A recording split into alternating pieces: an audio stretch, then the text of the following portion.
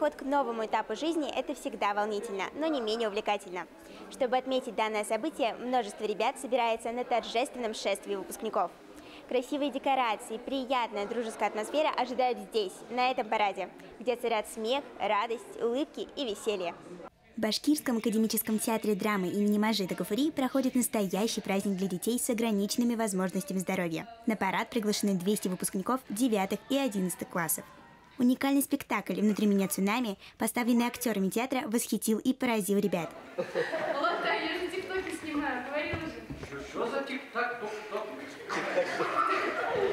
Ты ни разу не видел, серьезно? Откуда? Что, как тебе? Как? Лота, это магия.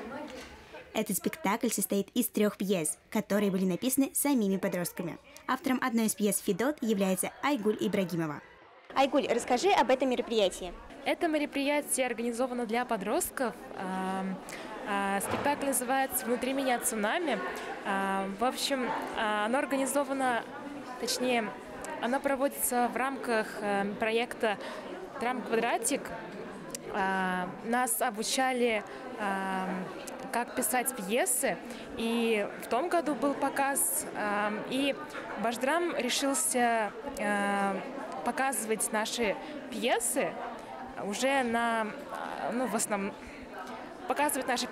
в основном репертуаре. И я думаю, что этот проект очень важен для подростков, и даже не для подростков, для взрослых, для всех людей любых возрастов, потому что в этом мини-спектакле разбираются важные проблемы. Парад организован региональной общественной организацией «Совет матерей. Материнское сердце».